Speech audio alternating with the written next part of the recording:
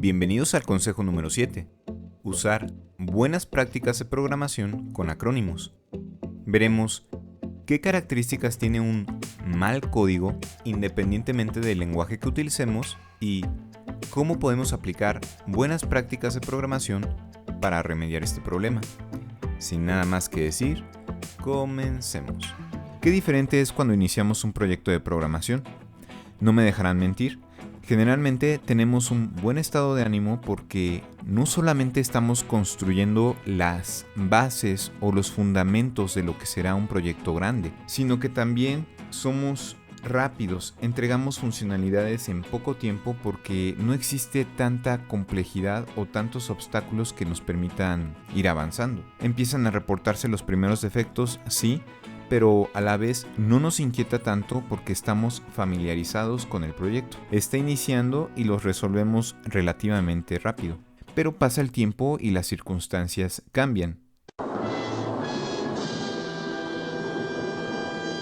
Empiezan a llegar más y más requerimientos y las fechas de entrega se vuelven difíciles de cumplir, lo que nos obliga a desarrollar más a prisa y a veces sin tanta precaución. Luego se integran más y más programadores. Cada uno inyecta al proyecto nuevas ideas.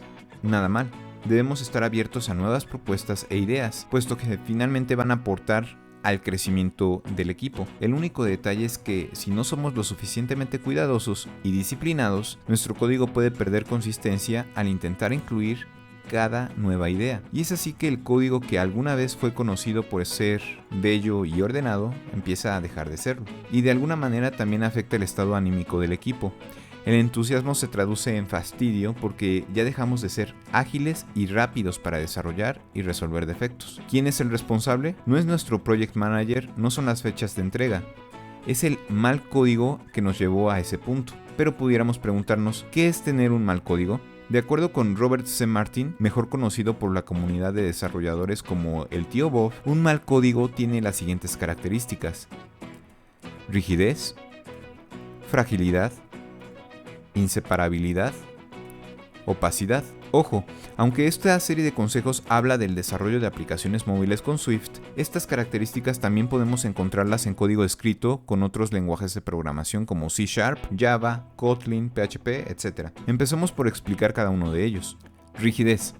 La rigidez es la resistencia de nuestro código a cambiar, como lo es añadir nuevas funcionalidades. No es que nuestro código sea imposible de cambiar, pero cuando lo empezamos a ajustar, empezamos a cambiar otras clases, módulos o componentes. Esos componentes tienen dependencias a otros componentes, entonces empezamos a ajustar y ajustar y ajustar. Por ello, resulta impredecible hacer estimaciones precisas, lo cual nos lleva a decir que un desarrollo tomó más tiempo de lo contemplado, y es así cuando quedamos mal con nuestro equipo y superiores. Fragilidad.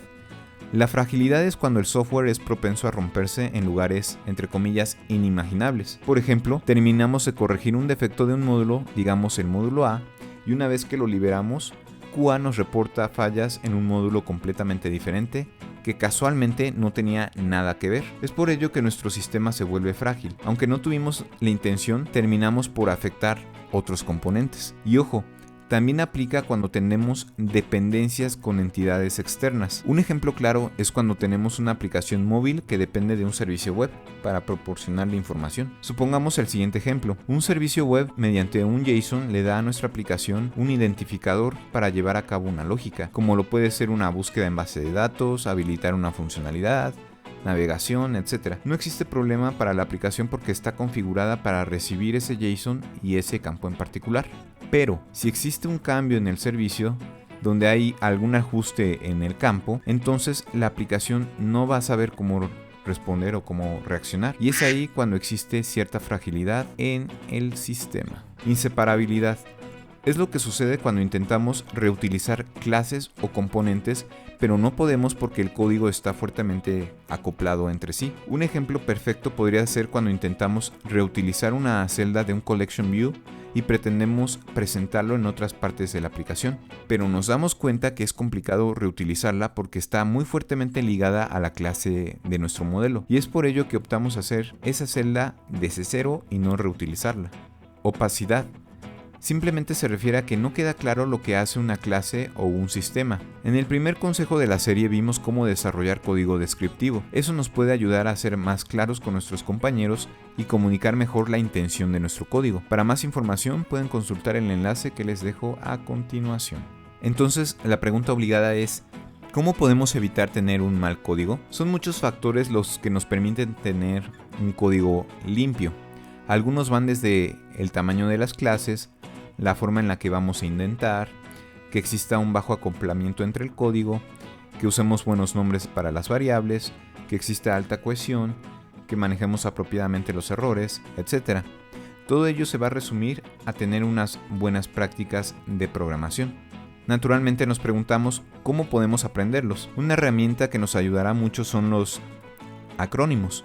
Los acrónimos son siglas que forman una palabra fácil de pronunciar. Son diferentes a las mnemotecnias. Las mnemotecnias son oraciones, palabras cortas o abreviaciones que nos van a ayudar a memorizar conceptos con mayor facilidad. Para que quede más claro, vamos a ver la diferencia entre los dos. Pongamos un ejemplo. Un acrónimo serían las siglas de la ONU, la Organización de las Naciones Unidas. Como vemos, es más fácil y rápido decir ONU que el nombre de esta organización. Una mnemotecnia que podemos utilizar para memorizar los planetas sería esta oración: mi vecina tiene muchas joyas, solo una no presta. Como vemos, la primera letra de cada palabra representa un planeta. Otro acrónimo es la OTAN, la Organización del Tratado del Atlántico Norte. Una mnemotecnia para aprender las fórmulas trigonométricas de seno, coseno y tangentes sería COCA, hip hip. Ya que sabemos la diferencia entre acrónimos y mnemotecnias, nosotros usaremos acrónimos que nos permitan aprender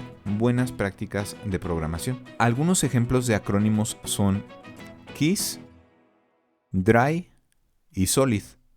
Vamos a explicar cada uno de ellos. KISS representa la frase Keep it simple stupid. Involucra no complicarnos mucho la existencia resolviendo un problema. Este principio también podemos aplicarlo en la forma en la que estructuramos el código, los archivos, etc. Pongamos un ejemplo de código que no se apega a este principio. Este es un build it load que en la mayoría de los casos lo usamos para personalizar nuestra interfaz, iniciar la llamada de servicios, comunicación con base de datos, etc. Si bien es cierto que no está mal, el detalle es que terminamos con una función muy grande, que se va a volver difícil de mantener, porque si requerimos hacer un cambio, tenemos que remitirnos a esta función y cambiarla, y en el camino podríamos terminar afectando otros componentes. Por el contrario, si buscamos tener una solución simple, pensaremos en crear funciones más pequeñas que agrupen funcionalidades en común. Por ejemplo, notarán que ahora el build it load solamente va a llamar un par de funciones: setup UI, que va a preparar nuestra interfaz gráfica, y fetch user details, que inicia la comunicación de red. Esta separación de responsabilidades hace que nuestro código sea más amigable y fácil de trabajar. Incluso el nombre de la función misma nos va a ayudar a documentar la intención de nuestro código. Ya no va a ser necesario poner comentarios. Es por ello que cuando identifiquemos funciones muy grandes, es mejor pensar en una solución simple, descomponer o delegar responsabilidades. Otro principio es DRY, Don't Repeat Yourself. Implica evitar repetir operaciones o lógica de forma innecesaria. Vamos a buscar almacenar los resultados en variables o estructuras. Pongamos un ejemplo. Supongamos que tenemos esta función updateUI que va a actualizar las etiquetas de nuestra pantalla. En la primera línea de la función obtenemos el usuario de un proveedor. Una vez que tenemos ese objeto, mandamos llamar la función getName para obtener el nombre y colocarlo como texto en la etiqueta del nombre. Y lo mismo vamos a hacer para el apellido, fecha de nacimiento y otras propiedades. Como pueden ver, en cada sentencia obtenemos el objeto usuario, el cual implica un pequeño gasto en el procesamiento, puesto que cada vez tenemos que ir un nivel más en el stack de llamadas de funciones. Por otro lado, si usamos una variable o constante, nos estaremos ahorrando ese pequeño procesamiento. Como podemos ver, estamos usando la constante user para almacenar el objeto usuario que nos da el proveedor, y esta la reutilizamos en las demás sentencias. SOLID. Cada una de sus letras va a representar principios de diseño de aplicaciones de software. El objetivo de estos principios es garantizar el código flexible, escalable, fácil de mantener. S representa el principio de SRP, o de una sola responsabilidad. Mencionamos este principio en el tercer consejo de esta serie. Les dejo el enlace para que puedan revisarlo. O va a representar Open Close Principle. Esto indica que una clase debe ser abierta para la extensión, pero cerrada a la modificación. L va a representar el principio de sustitución de Liskov, que indica que las subclases deben de ser sustituidas por las clases padre. Y va a representar el principio de Interface Segregation Principle o principio de segregación de interfaz. Involucra hacer interfaces que sean muy específicas o muy detalladas. D es el principio de inversión de dependencias.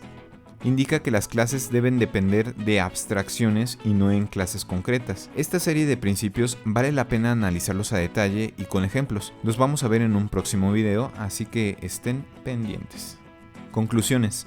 En este consejo aprendimos las características de un mal código y vimos el impacto que puede tener en el equipo, como lo es la lentitud para entregar funcionalidades, que incluso puede afectar en el estado anímico del equipo. También vimos qué son los acrónimos y las diferencias que hay con respecto a las mnemotecnias. Y revisamos ejemplos de acrónimos que permiten tener código más ordenado e incluso eficiente. Y con esto llegamos al final de este consejo. Cuando se trata de buenas prácticas, ¿qué técnicas utilizan ustedes? ¿Han usado los acrónimos que indicamos en el video? Si es así, ¿cuándo lo han hecho? No duden en compartirme su respuesta en la sección de comentarios. Y también les recuerdo que si les gustó este video, no duden en darle like y suscribirse a mi canal. En la descripción de este video les comparto los enlaces de otros sitios donde pueden encontrarme, como lo es el podcast Let's Swift y el blog de Medium.